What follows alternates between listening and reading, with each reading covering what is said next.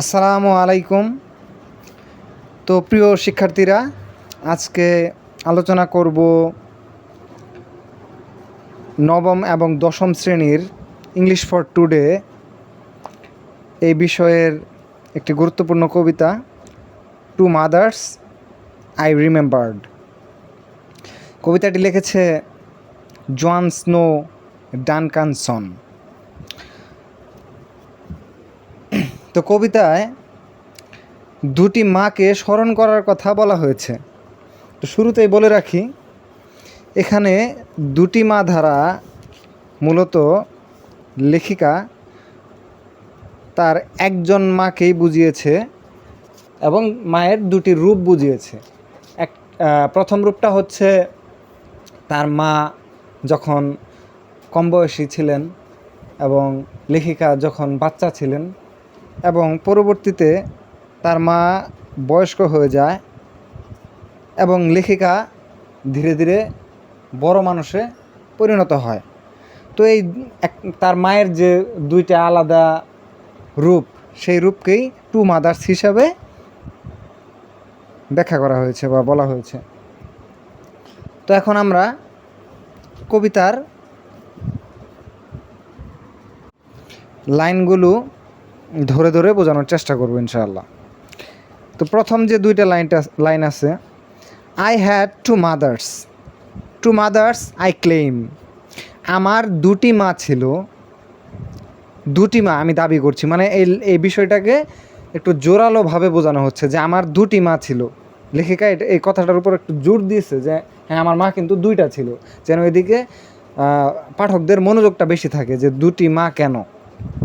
Two different people yet with the same name. দুজন আলাদা মানুষ কিন্তু একই নামে। এখানে দুজন আলাদা মানুষ দ্বারা মূলত তার মায়ের দুটি আলাদা বৈশিষ্ট্যকে বোঝানো হয়েছে। আচ্ছা, তারপরে টু সেপারেট উইমেন, দুজন আলাদা মহিলা, ডাইভার্স বাই ডিজাইন, যাদের আচরণগত বৈচিত্র্য আছে বা যাদের মধ্যে আলাদা বৈশিষ্ট্য আছে। But I loved them both because they are mine. কিন্তু তাদের দুইজনকে আমি ভালোবেসেছি কারণ তারা আমার নিজের মা। তার মানে তাদের বৈশিষ্ট্য আলাদা থাকলেও সে আমার মা আর কি, বা সে তারা দুইজন আমার মা, তাই আমি তাদেরকে সমানভাবে ভালোবেসেছি। তারপর দ্য ফার্স্ট ওয়াজ, এখানে প্রথম মার বৈশিষ্ট্য দেওয়া হবে এখন। The first was the mother who carried me hair. আমার প্রথম মা যে আমাকে এখানে নিয়ে এসেছে, মানে আমাকে এই পৃথিবীতে এনেছে। গ্যাভ বার্থ, জন্ম দিয়েছে। And নার্চার্ড and launched my career, এবং আমাকে যে লালন পালন করেছে এবং আমার যে জীবন বা আমার জীবনধারা, আমার ক্যারিয়ার যার মাধ্যমে শুরু। আচ্ছা, তারপরে she was one whose features I bear. মানে সে হচ্ছে এমন একজন যার বৈশিষ্ট্য আমি বহন করি। যেমন আমরা দেখি যে মায়ের সাথে সন্তানের চেহারা এবং আচরণগত অনেক বৈশিষ্ট্যে মিল থাকে। তো এখানে বলা হয়েছে যে সে হচ্ছে এমন মানুষ যার বৈশিষ্ট্য আমি বহন করি, মায়ের বৈশিষ্ট্য আমি বহন করি আর কি। Complete with the facial expression I wear. তার মানে আমার মায়ের যে মুখের যে অঙ্গভঙ্গি আছে বা তার যে এক্সপ্রেশন সেটা আমি পরিধান করি।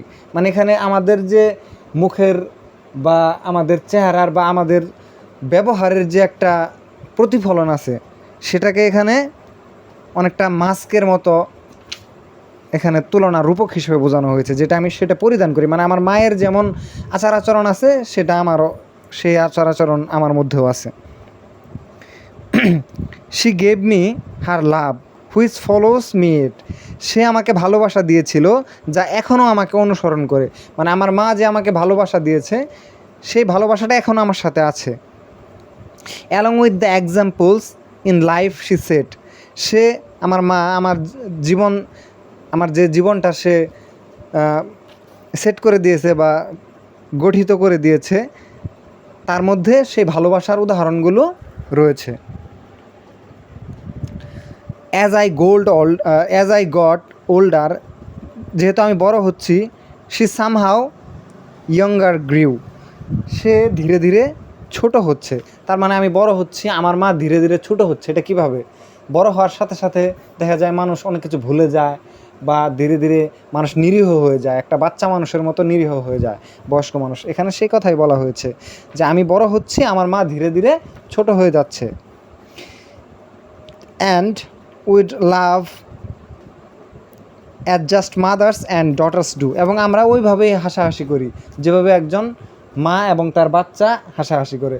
যেমন এখানে বোঝানো হচ্ছে তার মেয়ে মানে লেখিকা ধীরে ধীরে একটা শক্তিশালী মানুষে পরিণত হচ্ছে, এবং তার মা ধীরে ধীরে একজন নিরীহ ছোট বাচ্চার মতো হচ্ছে, এবং তাদের মধ্যে খুব ভালো সম্পর্ক রয়েছে, তাই তারা একসাথে সময় কাটায়, হাসাহাসি করে।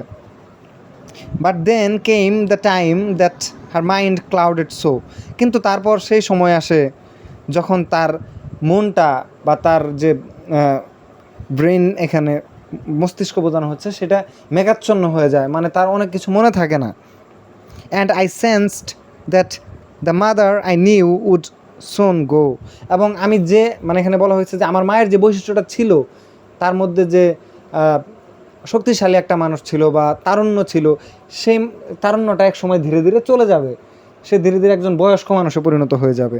এখানে সেটাই বলা হয়েছে যে ধীরে ধীরে আমি যে মাকে চিনি সে হারিয়ে যাবে, সেই শক্তিশালী মাটি আর থাকবে না। So quickly she changed and turned into other, সে খুব শীঘ্রই পরিবর্তন হবে এবং অন্য মানুষে রূপান্তরিত হবে।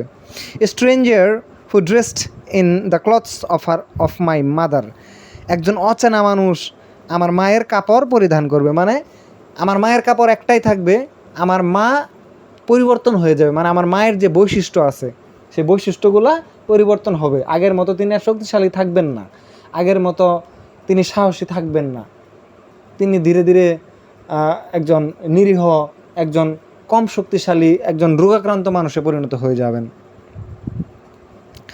তাই এখানে অচেনা মানুষ বোঝানো হয়েছে।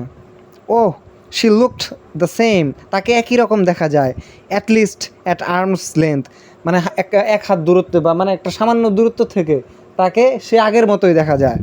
But now she was the child and I was her strength, কিন্তু এখন সে একজন বাচ্চা এবং আমি তার শক্তি।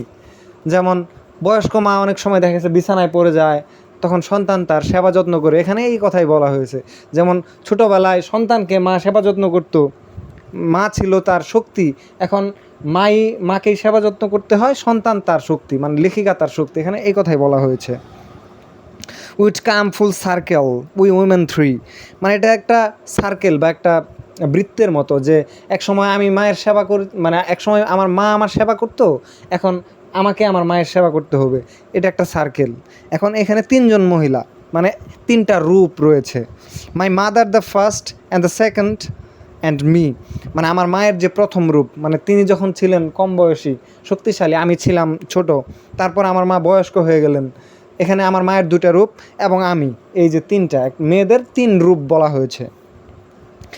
And if my own children should come to a day, এবং একদিন যদি আমার সন্তান আসে, মানে আমিও তো এক সময় মা হব, আমার সন্তান হবে, হ্যাঁ, এখানে বলা হচ্ছে when a new mother comes and the old goes away, যখন একজন নতুন মা আসে এবং পুরাতন চলে যায়। এখানে পুরাতন মায়ের বৈশিষ্ট্য এবং নতুন মায়ের বৈশিষ্ট্যের কথা বলা হয়েছে, যে আমার মায়ের আগের বৈশিষ্ট্য যখন চলে যায়, নতুন বৈশিষ্ট্য যখন আসে, মানে নিরীহ টাইপের। I would ask them nothing, আচ্ছা এখানে একটা জিনিস হচ্ছে নিজেকে আমার বলা হয়েছে যে আমি যখন মা হব তখন আমার সন্তানের সাথে আমি কেমন আচরণ করব, এই লাইনটা এখানে বলা হবে। I would ask them nothing that I didn't do, আমি আমার সন্তানদেরকে ওই কাজ করতে বলবো না আমি যেটা করতে পারিনি, মানে আমি তাদের উপর কোনো বোঝা চাপিয়ে দিব না। Love both of your mothers as both have loved you, তোমার দুই মাকেই ভালোবাসো যেভাবে তোমার দুই মা তোমাকে ভালোবেসেছে। আমার মা যেমন আমার যে আমি যখন ছোটো ছিলাম তখন আমার সেই শক্তিশালী মা আমাকে যেমন ভালোবেসেছে, এবং আমার এই নিরীহ রোগাক্রান্ত বয়স্ক মা আমাকে যেভাবে ভালোবেসেছে, আমিও তাদের দুজনকেই সমানভাবেই ভালোবাসবো। এটাই হচ্ছে কবিতার মূল ভাব। সবাইকে ধন্যবাদ এতক্ষণ আমাদের সাথে থাকার জন্য। আসসালামু আলাইকুম।